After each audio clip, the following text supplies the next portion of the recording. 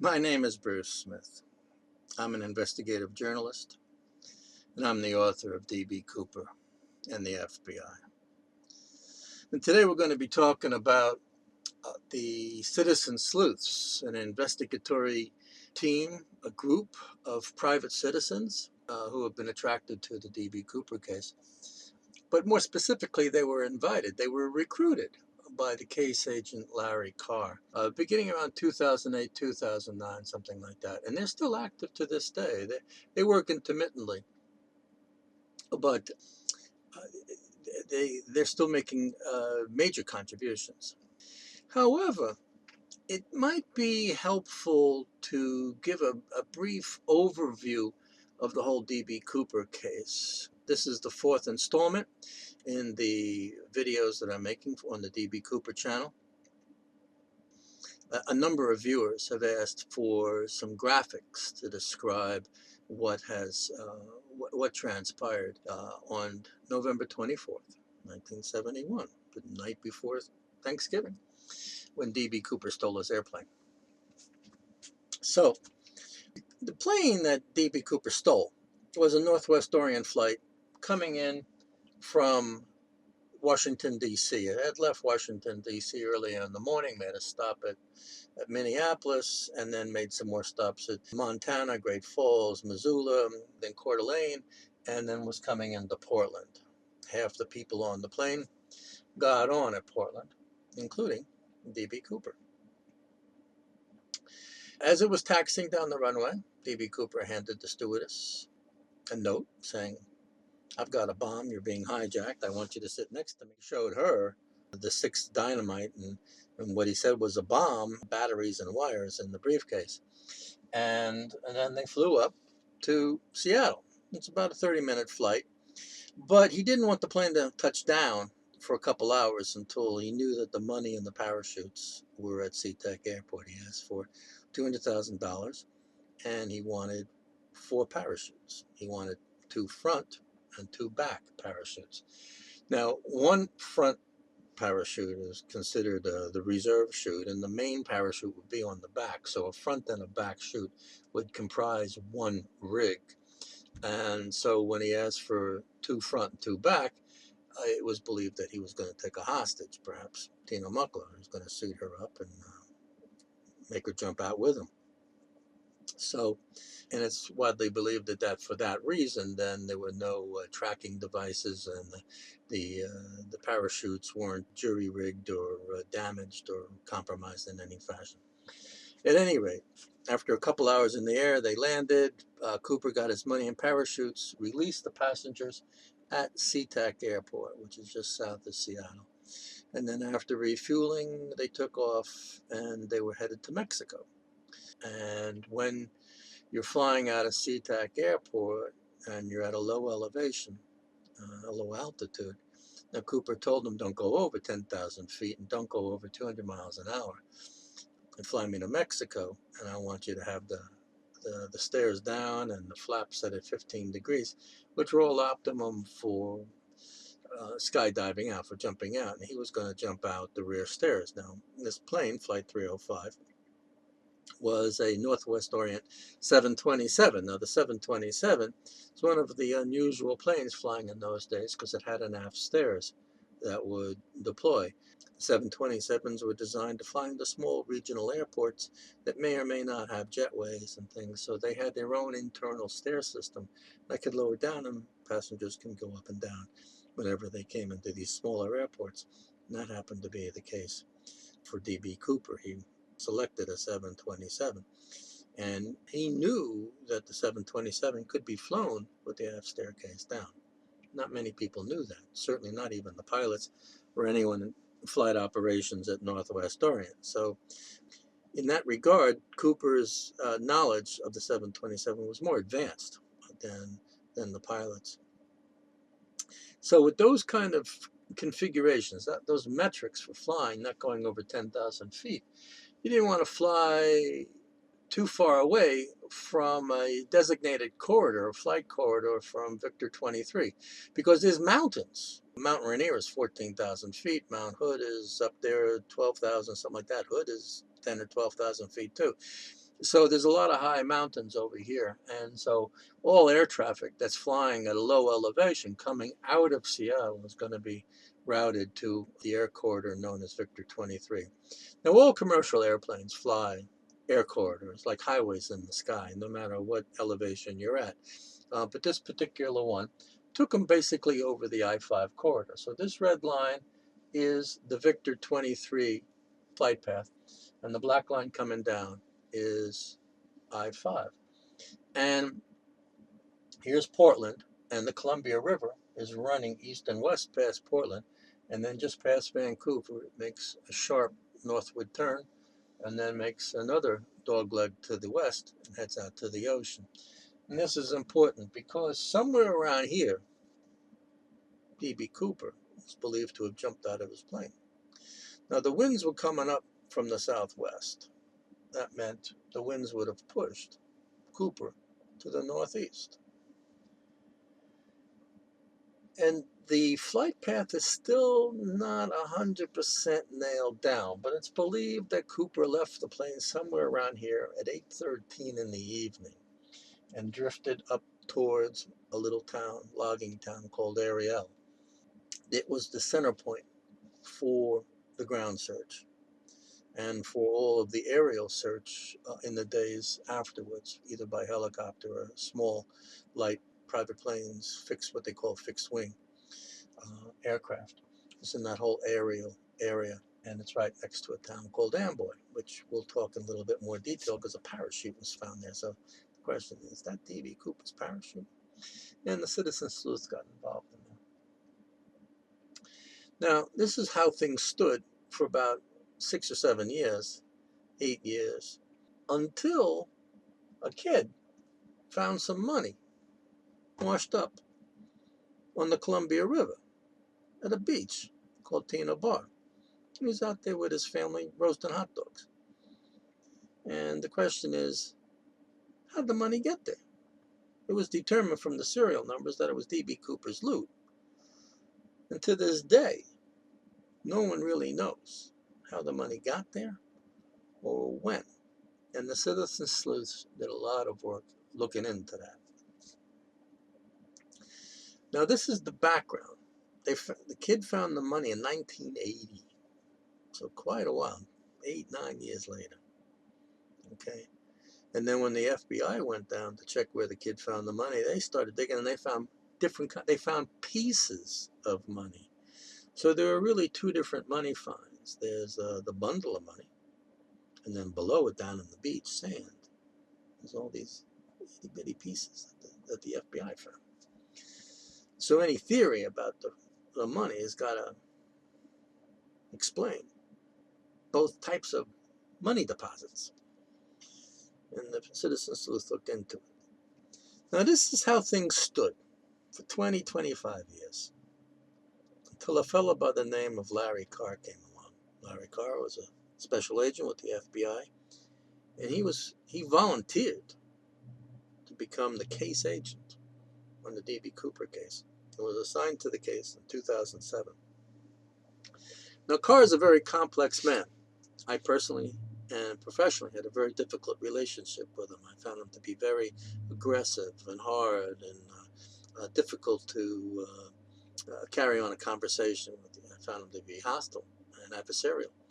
But I also acknowledge greatly that he is a genius and very innovative and creative. In particular, his insight that by 2007, there were a lot of people researching the D.B. Cooper case on the internet and joining chat rooms, and there was a lot of exchange of information, and guys like me and a lot of other people had advanced knowledge of the case because we were able to exchange a lot of information and learn from each other. So we weren't operating in isolation. There was this collective going on, and Carr decided he wanted to find out how to tap into that and provide some new brain power to the case. And he reached out to an individual who, in one of the chat rooms, is known as Georgia, Georgia is an academic. He's a PhD professor at a Midwestern university, and he has family and professional ties to the FBI. So for Larry Carr to reach out to Georgia seemed like a natural kind of thing, and they worked together. Like who should be part of this, and what exactly are we going to do? And there were a couple uh, preliminary kinds of efforts, basically to investigate the money and see where it would lead, and it didn't work out. But Larry Carr continued in that vein and asked for more names, and well, who could do it? And eventually came up with a fellow by the name of Tom Kaye, who knew Georgia through some astronomy kinds of contacts. Tom Kaye is a very interesting kind of guy. Tom Kaye is not an academically trained scientist, but he's a very savvy fellow and works extensively finding dinosaur bones in South Dakota, Wyoming, places like that, in China, and is a contractor with the Burke Museum at the University of Washington in Seattle. His credentials are solid. He's a good man. He's a good, solid researcher. He's also successful in business and was an inventor and designed paintball guns for that craze when folks wanted to go out with the paintball games out in the woods.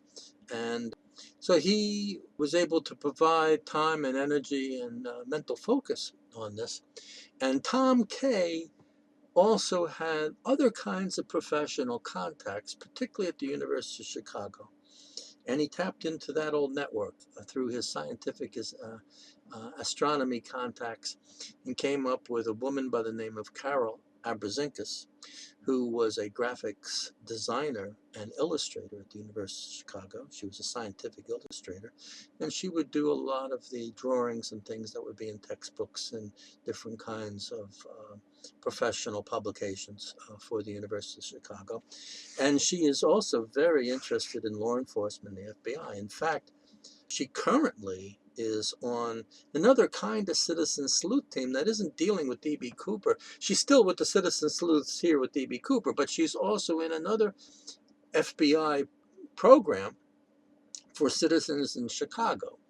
And so this whole thinking, her perspective on investigations is quite extensive, and she has made many contributions. She looked into the passengers. She's looked into the comic books that were the Dan Cooper comics that were featured at the 2011 Cooper Symposium. The Dan Cooper comics were French comics about a guy who was a commando and would skydive out of airplanes, and his name was Dan Cooper. And there are many who believe that the Dan Cooper that hijacked the plane, who he's known as DB Cooper, but he signed in, he bought his airplane ticket in Portland and identified himself as Dan Cooper. So the Dan Cooper comics, people wonder if DB Cooper got the name Dan Cooper from the comics, and is he French or Quebecois? Just what? Because the comics are not in English, and they're not known at all in the United States. And so Carol has really researched that also. A third fellow who came to the team early on, the Citizen Sleuth, is a metallurgist by the name of Alan Stone. And he works at a research facility in Illinois. And the three, so Carol, Alan Stone, and Tom Kaye, formed the nucleus of the Citizen Sleuths in 2008. And they hooked up with Larry Carr, and a few more people came in. At the same time, a journalist by the name of Jeffrey Gray was writing a book on Cooper, and he was invited in. He came in and was partaking in the different kinds of gatherings and looking at the evidence and stuff. A local D.B. Cooper sleuth by the name of Jerry Thomas, who did a lot of investigation in the woods, for D.B. Cooper and hooked up and became very close with an FBI agent out of Portland by the name of Ralph Himmelsbach. And Himmelsbach is one of the first people to write a book about the D.B. Cooper case. So Jerry Thomas became part of it. And then there was an FBI journalist, an in-house journalist by the name of Friedland, who came in and joined that initial group. And their first effort was to go to Tina Bar, where the money was found, and to really see what's going on, and to see how money floats in the water, and what different kinds of theories there might be. And they checked out some of the rivers and how things might float. Maybe Cooper crash landed somewhere in the hills and the money may have floated down, and yada yada yada. So they began checking there. But their main work was done in the laboratory. And it was done primarily by Tom Kaye, Carroll, and Alan Stone. Their first work was to look at the money. Larry Carr sent them a few bills, and one of the bills attracted their attention right away because it was as if it was painted black. So Tom Kaye whipped out his electron microscope and started checking this, and Alan Stone starts looking at it and taking some chemical analysis, some testing of the bill, and they discover that the bill is covered with a lot of silver nitrate, and they deduce that this is from a compound that the FBI used in 1980 to look for residual fingerprints. So that was their first finding, explaining the black bills. Now, you would think that the FBI agents who were using this substance would be familiar with the blackening of evidence because of the fingerprint testing, but that was not known to the general public. So at least the rest of us out in D.B. Cooper world, in the chat rooms and in our own investigatory bubbles, we began to learn some more things about it. Tom Kaye and the Citizen Sleuths progressed on. They began looking at the three bundles that were together. Brian Ingram, the 8-year-old boy who found the first money find, found three bundles that were kind of a little askew, but one bundle was on top of the other, a little bit at angles and things. And all the edges were worn. And most of the bills had holes in them. Little tiny holes, like a drill went through. And through analysis, Tom Kaye and the Citizen Sleuth deduced that it was bacterial action that ate away at the edge of the bills and put the holes in the bills, and not some kind of erosion or friction or tumbling event that wore away the edges. And they reasoned that the reason for this is because Brian said when he found the bills, the rubber bands were still attached, still around. They crumbled as soon as he began to handle the money. But when he uncovered it from the sand, when he took it out of the beach, off the beach, rubber bands were still there. So the question is, they did a lot of research into rubber bands, and they found that rubber bands don't last in the wild very long. Months, maybe a year, something like that. So they began to speculate that the money, where it was found, had only been there for a short period of time. Which begged the question, well, if it was at Tina Bar on the beach for a year or two, but it was found 9 years later after the ransom was delivered to Cooper, where was it for those other 6 or 7, 8 years? That's still unknown. Another thing is that the bills were very compressed, as if they were under pressure, perhaps buried under a lot of beach sand for a long period of time. And it was also reasoned that the rubber bands would stay viable for a longer period of time if it was buried in a stable, wet, sandy environment and not exposed to sunlight, ultraviolet radiation, drying, temperature extremes, things along those lines. So this burial kind of scenario seemed to make a lot of sense for prolonging the lifespan of the rubber bands. Now, did it expand and extend the lifespan for 8.5 years? We don't know. Okay. The other thing that they looked at is, were there any biochemical markers on the bills that could tell us where these bills had been before they ended up at Tina Bar? Perhaps another body of water, maybe other soils, maybe buried somewhere else, different kinds of ecosystems, environments.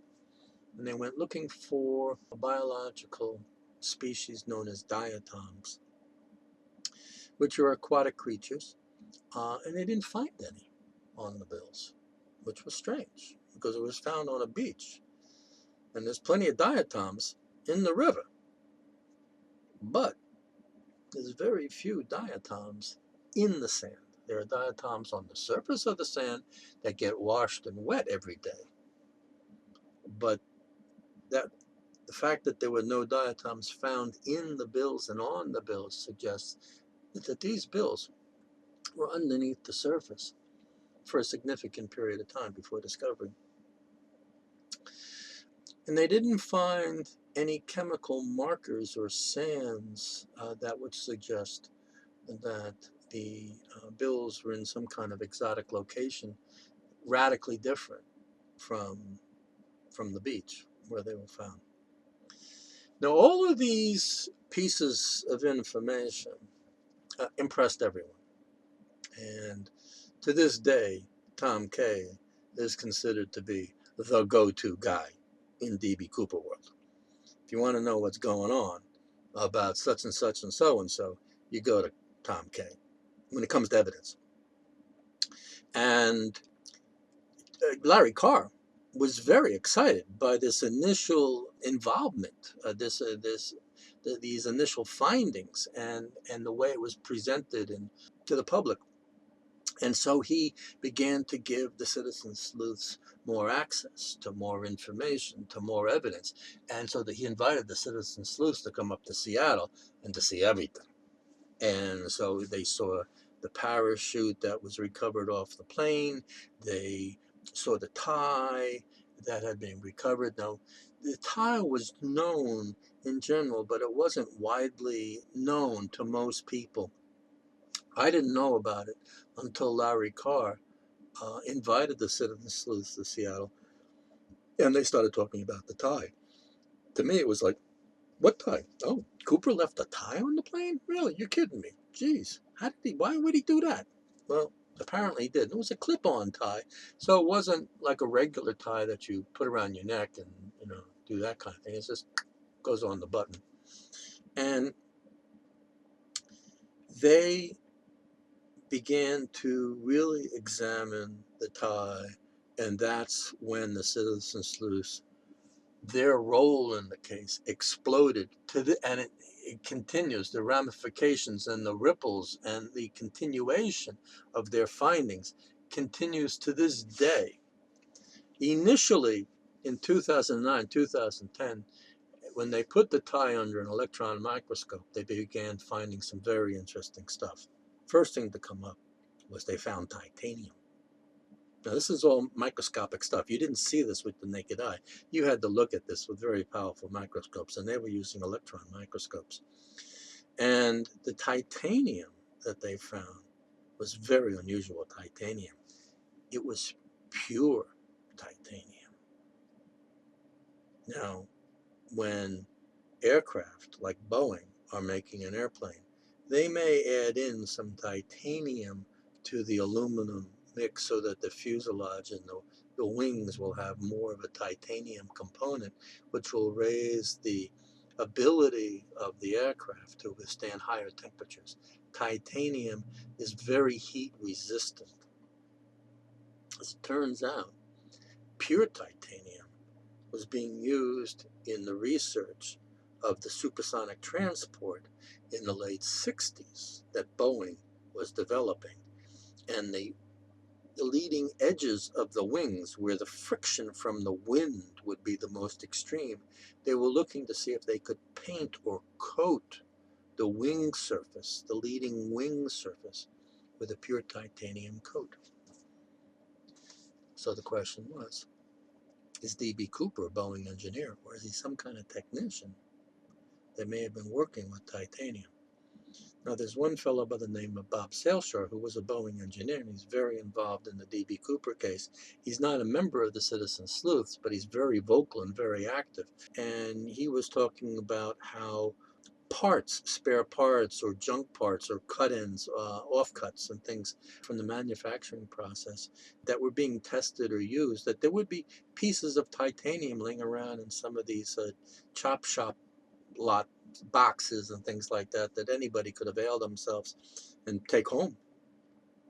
And so if D.B. Cooper was wearing a tie, worked as some kind of technician or engineer at Boeing, and he leaned into the box that had all this metal scraps and wanted to rummage around and pick something out that looked good, his tie could have knocked against something and picked up some particles.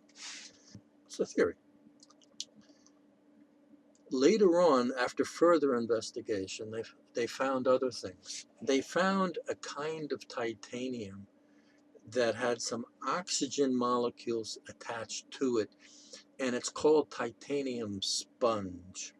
And Tom told me that they spent a lot of time researching and contacting a titanium foundry in Indiana to see to what degree titanium sponge might be used in manufacturing process and what kind of materials and what kind of products you could find a metal component like that.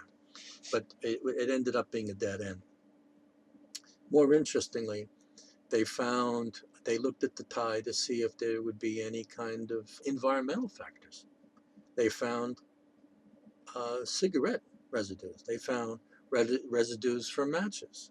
So they it was confirmation. Yeah, Cooper smokes. Okay. They also found pollen. And this was a very interesting finding because nobody knows where D.B. Cooper came from or where he went. And nobody knows how D.B. Cooper got to the airport in Portland. So he could have flown in from Oshkosh and no one would have known it. But if he had unusual or regional specific pollens or biological markers on his tie, that could be an important piece of evidence. But Tom told me, he said, we didn't find anything like that. We found some pollen, but it's a pollen called club moss. The Latin name is Lycopodium. And Lycopodium is used, it's crushed up and is used as powder to coat medicines. And it's found on a lot of common medicines as a buffering agent or a protecting agent while it sits on a shelf and it's just sitting in a little medicine bottle. And it can be found on blood pressure medication. And hypertension is the #1 condition that is medicated in the world. So, okay, so D.B. Cooper may have been suffering from hypertension and taking blood pressure medication. He also could have been taking herbal supplements because lycopodium is found in different things that you might find in a super supplement store or a health food store or something like that. And that's where things stood until 2016. A lot of excitement, a lot of talk about titanium. But then the Travel Channel invited a number of D.B. Cooper researchers to come to Tina Bar and to talk about a theory that a fellow by the name of Robert Nicholson had, that the flight path may have been a lot further west than the Victor 23. You see where the river goes north, there's a lot of marshes and mud down here, a lot of ponds and swamps. This is like a floodplain. And so if the pilots knew that, they may have wanted to deposit D.B. Cooper into some hostile terrain. As it turns out, the plane at 8:13, when they know Cooper jumped, was right around Tina Bar. And maybe Cooper crash landed at Tina Bar. And his body's still there, but we haven't found it. But we found part of the money because the money went down with him. That's kind of a thinking. And the Citizen Sleuth looked into that a lot because besides the money, The money is the only definitive piece of the skyjacking that has been found after the fact. That once Cooper left the plane, this is the only stuff that's been found. It's the only thing we have that's definitive. There is a highly speculative, and most people believe that a plastic laminate placard that was found up here, about halfway between Portland and Seattle. So about 20, 30 miles north of where he may have landed down here. A placard was found in the woods about 5 years after the skyjacking, and the placard is an instructional placard about how to open the aft stairs. And basically, it's a very simple maneuver. You take this lever and you just push it that way, and you're good to go. Now, in a sleeve on the aft stairs, there is a laminate, this instructional laminate. And on the plane that Cooper hijacked, Flight 305, when Boeing received the plane after the skyjacking to fix the stairs, because when it landed in Reno, the stairs were still down, and they kind of bounced a little bit on the runway as it came down. So Boeing wanted to take a look at it before the plane went back into service. They weren't beat up that badly, but they did notice that the placard from the sleeve on the aft stairs was missing. And so 5 years later, when some hunter found the placard up here in a place called Silver Lake, right next to Castle Rock, it's like, hey, that could be Cooper's placard. Now, the placard was found right in Victor 23 Air Corridor. So the thinking these days is that the placard confirms that the plane was flying along Victor 23 and was not coming out over here over the marshy areas. Okay? And how the money got to Tina Bar, we still don't know. Okay. Tom Kaye also looked a lot more into the flight path. He's reviewed a lot of the radar transcripts, and he's talked to people who were directing the tower operations, air traffic controllers, as Flight 305 is coming in. Tom told me that one of the air traffic controllers is still alive, and told him point blank. He said when 305 was coming towards us, he said it was in Victor 23. There's no doubt in my mind. So that means it's over here somewhere and not over here. Okay. So Tom and the Citizen Sleuths have tapped into a number of different issues.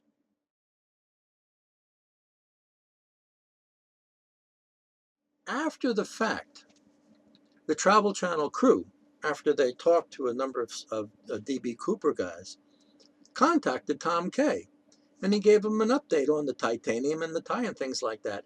And in the beauty, the magic of the DB Cooper case, the Travel Channel decided to pony up real money and to continue the investigation. So they fronted further investigation with state-of-the-art electron microscopes and automated sensing devices from a place called Macrone Laboratories, I believe in Indiana, Ohio. And they found 100,000 more particles on the tie. Amazing.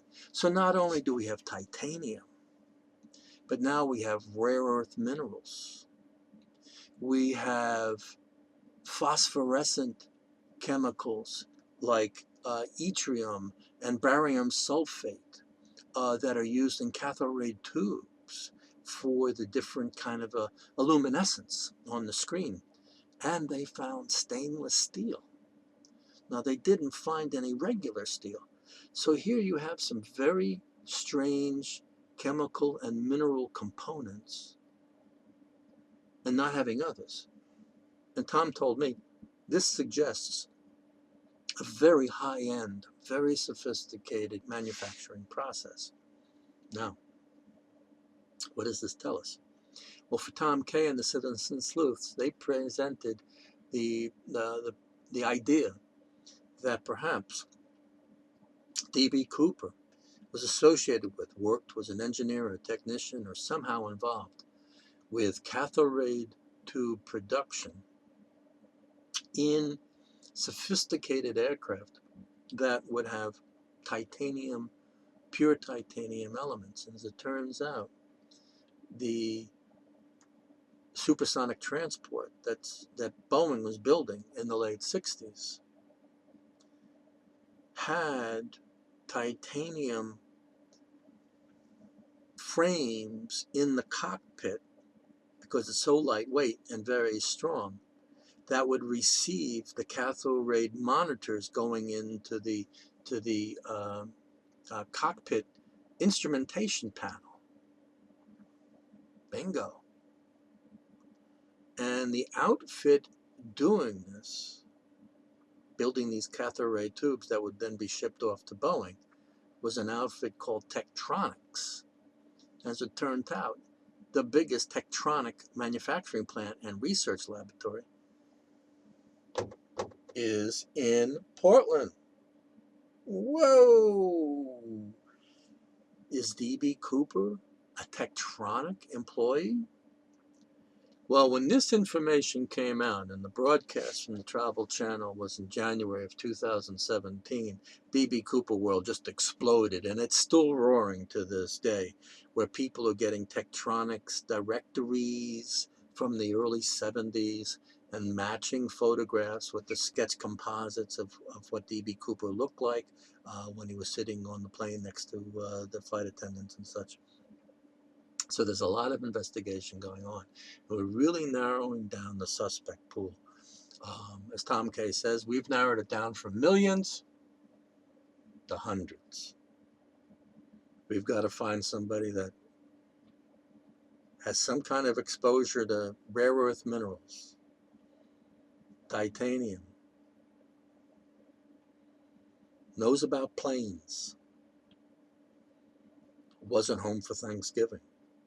One of the amazing things that I've uncovered is how many middle-aged men were not eating turkey on Thanksgiving at home. It's like, where are these guys? Wow. So those are some of the basic profiles. Now, where do we go from here? Tom told me, he says, there's some issues that are still unresolved. So this whole flight path thing, the Victor 23, we seem to be narrowing it down, but there's a lot of controversy going on. There's still a lot of unresolved discussions about that. So it was really continuing to zero in on the flight path. Big issue is the parachute that was found in Amboy, which is one town away from Ariel. And to this day, there's a lot of controversy about this parachute. And it's like, why are we still having controversy? Now, they found the parachute. Apparently, I hear many different stories. I've been to Amboy and I spent a whole day looking for people who knew where this parachute was found. And I heard just different stories, one after the other. Nothing added up. So the people in Amboy are keeping that a secret. And the story is, and what the Citizen Sleuths found is, in Seattle at the FBI office, they found the parachute, but not the harness. So the parachute attaches to something. It attaches to a harness, and the harness is what goes on your back and straps to you and things like that. Well, this harness is still on the ground somewhere. And the question is, where? And is there a body in the harness? At least the bones. The other thing that the Citizen Sleuths found when they were checking everything out with Larry Carr up in Seattle were the money shards. The itsy bitsy pieces that the FBI found at Tina Bar. The agents who found the money have told me and many other people is that they found lots of different pieces, different size pieces. And the pieces that they found in the sand were big enough to have serial numbers on them and parts of the face of the bill. But the Citizen Sleuth said, we didn't see anything. We didn't see anything bigger than a quarter. You know, that's pretty small. You know, whereas the agents were saying 2-3 inches. We didn't see anything that big at all. So that's still up in the air. And Tom Kaye was quite specific. As I've said before, we don't know how the money got to Tina Bar or when. So that's outstanding. It's an outstanding question. In terms of investigation, Tom said the next thing that he thinks should be done, and he's waiting for someone to come up with the money, is to buy 1971 era cathode ray tubes and other kinds of oscilloscope kinds of equipment, devices, built by Tektronix. Take them apart and see if the phosphors and the kinds of chemicals that are inside those devices match up with the kinds of rare earth minerals and phosphors that were found on the tie. If they are, boy, that really puts a much stronger light on somebody who's associated with Tektronix. So, that's where we stand. Larry Carr left the D.B. Cooper case by March of 2010, and he's not involved anymore, sadly. But the Citizen Sleuths continue to this day, and I consider the Citizen Sleuths to be manifest Larry Carr's legacy of his great contributions to the D.B. Cooper case. So that's what I know of the Citizen Sleuths. My name is Bruce Smith. I'm the author of D.B. Cooper and the FBI, case study of America's only unsolved skyjacking. And this segment is a YouTube channel video on D.B. Cooper, and there's a number of videos, and we'll be making more. So until next time, goodbye for now.